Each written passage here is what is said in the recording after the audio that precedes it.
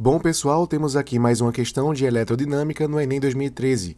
Medir temperatura é fundamental em muitas aplicações, e apresentar a leitura em mostradores digitais é bastante prático.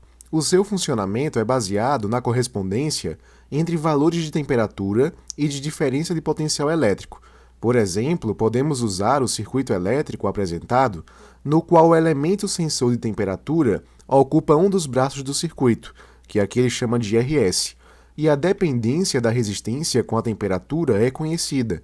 Então aqui a gente tem o esqueminha, do circuito elétrico representado, a gente vê que a gente tem um gerador de tensão aqui de 10 volts e a gente tem uma associação de resistores aqui, De tal forma que a gente pode pensar assim, a gente pega a corrente elétrica total saindo aqui do gerador, essa corrente total vem para cá tranquilamente, e quando chega ali na divisão entre os fios, que seria o nó, que eu vou chamar de nó A, ela se divide em duas correntes. Então eu vou dizer que ela vem para cá com I1, até chegar aqui no final do percurso, tá? E aqui para cá, para o outro lado, ela viria com I2, belezinha? Então a corrente dividida indica que a gente tem uma associação em paralelo aqui, ok? Eu vou definir outros pontos interessantes. Por exemplo, aqui eu vou chamar de ponto B, aqui eu vou chamar de ponto C, e aqui, fechando a minha nomeação no sentido anti-horário, eu vou chamar aqui de ponto D, ok? A definição desses pontos pode me ajudar a resolver algumas coisinhas da questão. Outra coisa que a gente pode perceber, isso parece muito com a ponte de Wheatstone, E deve parecer mesmo, porque é uma, só que ela não está em equilíbrio. Ela está em equilíbrio quando o produto cruzado é respeitado. Só que veja, 470 vezes 120 não é a mesma coisa que 100 vezes 470. Então a gente não tem um equilíbrio nessa ponte, o que indica que a leitura desse voltímetro aqui não será igual a zero, ok? Bora ver o que a questão pede. Para um valor de temperatura em que RS é igual a 100 ohms, a leitura apresentada pelo voltímetro será de... Bom, a gente sabe com certeza que não é zero, Porque eu já falei. Então não daria também para descartar nenhuma alternativa, não tem zero aqui. Então vê só, uma coisa que a gente pode pensar é o seguinte: como eu quero saber a leitura do voltímetro e eu sei que o voltímetro está entre B e D, se eu souber qual é o potencial em B e souber qual é o potencial em D, eu vou conseguir saber qual é essa leitura. Então eu preciso saber, no final das contas, qual é a tensão elétrica BD, que seria VB menos VD. Meu papel, por enquanto, vai ser saber quem é esse carinha e quem é esta alma cebosa, ok? Para saber isso, é interessante que a gente saiba os valores das correntes elétricas, Então, primeiro eu vou olhar para o trecho ABC para achar a corrente ali. Então, colocar aqui, trecho ABC. E aí, utilizando a primeira lei de Ohm, a DDP tem que ser igual à resistência equivalente vezes a corrente que passa ali, que é a corrente 1, A DDP vai ser 10. E por que vai ser 10? Aqui a gente tem o gerador de tensão. Quer dizer que a DDP daqui para cá vai ser 10 volts. Até porque, se aqui em cima é 10 volts e aqui a gente tem uma ligação com fio terra, aqui é 0 volts, Porque está em equilíbrio com a terra. Belezinha? Então a gente tem uma DDP de 10 volts e essa DDP vai ser obedecida nesse trecho aqui do circuito, ok? Então a DDP entre os pontos A e D vale 10 volts, belezinha? Associação em paralelo. Propriedade dessa associação, aliás, é que a gente tenha o compartilhamento ali de tensão elétrica.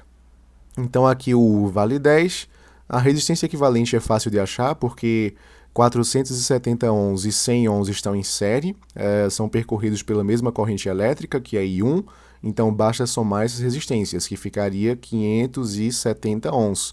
Se a gente isolar agora o I1, deixar ele mais sozinho do que físico na balada, a gente pode cortar aqui e aqui antes, A gente chegaria no resultado não tão simpático matematicamente, que seria 1 sobre 57 ampere, beleza? Achei a corrente do trecho ABC. Agora eu quero saber qual é a corrente do trecho ADC. Mais uma vez, a gente vai aplicar a primeira lei de Ohm. Então, ficaríamos com U vai ser igual a resistência equivalente vezes a corrente elétrica que passa por lá, que é I2. A DDP ali seria 10 volts, novamente. A resistência equivalente, basta somar aqui as resistências individuais. Então, ficaria com 470 mais 120, que dá 590 ohms, tudo isso multiplicado pela corrente 2. A gente pode repetir o mesmo processo, a gente deixa aí 2 sozinho, a gente encontra aqui o valor de 1 sobre 59 ampere. Também não é um valor muito simpático, né? Não é uma fração muito simpática. Vê só, agora que a gente sabe as correntes, eu vou dizer para vocês que vai ser interessante que a gente saiba quem é a ADDP entre B e C e depois a ADDP entre D e C. Por que eu vou fazer isso? Porque eu já falei que aqui a gente tem uma ligação com a Terra. Então quer dizer que o potencial aqui é 0 volts. E o ponto mais próximo aqui é o ponto C.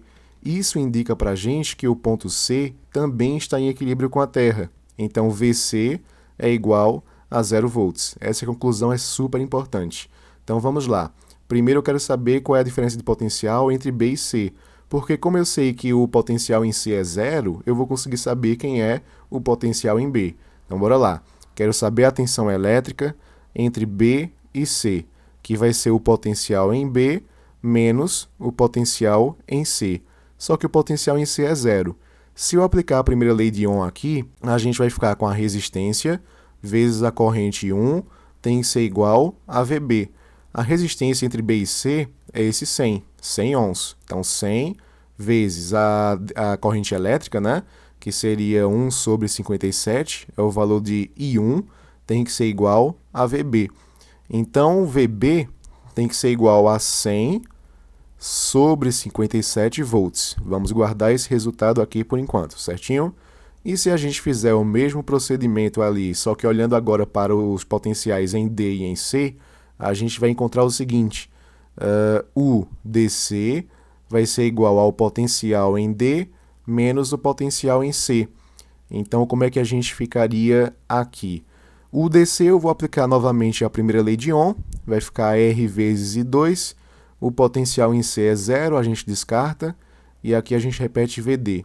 A resistência entre os pontos D e C é 120 ohms, então a gente coloca aqui 120, e a corrente elétrica vale 1 sobre 59. Então o VD, né, que é o que a gente queria saber, tem que ser igual a 120 dividido por 59 volts. Lembre-se que a nossa proposta inicial era calcular quem era o BD, que é a DDP, né, a tensão elétrica ali do voltímetro, tranquilo? Então isso vai ser o potencial em B menos o potencial em D, sendo que o potencial em B, o 100 sobre 57 volts, é a mesma coisa que aproximadamente 1,75 volts. E o VD que a gente encontrou ali, 120 sobre 59, é aproximadamente 2,03 volts. Fazendo essa subtração, a gente encontra o valor de menos 0,28 volts. Como é um resultado aproximado, a gente pode marcar aqui a letra D, né? Mas veja, por que é que esse valor deu negativo? Se eu fizesse ao contrário, a gente encontraria o mesmo valor, só que positivo, né? Se a gente fizesse VD menos VB, em vez de VB menos VD. Então, vê só, pensa comigo. VB, a gente viu que é 1,75. Esse é o menor valor, que eu vou representar aqui por menos, certo? E VD tem 2,03 volts, que é maior. Então, aqui a gente tem um maior potencial, que eu vou chamar aqui de mais, ok?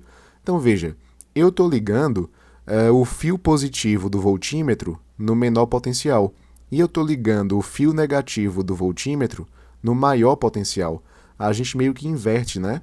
É por isso que o resultado dá negativo. Se a gente tivesse o fio positivo no maior potencial e o fio negativo no menor potencial, aí a gente ficaria com resultado positivo, daria a letra C, tá? Mas como a gente teve essa inversão, a gente ficaria com a letra D de diarreia, menos 0,3 volts. Eu acho uma questão tanto quanto sacana, porque no Enem você não tem calculadora, você precisaria fazer essas continhas, ok? E também porque essa questão do fio do voltímetro aplicado ao potencial é uma questão muito de laboratório de física. Então, nem sempre o aluno vai ter acesso a esse tipo de conhecimento no ensino médio. Então, é uma das questões realmente mais injustas que a gente pode ver assim em uma edição do Enem. Tranquilo? Até a próxima, pessoal!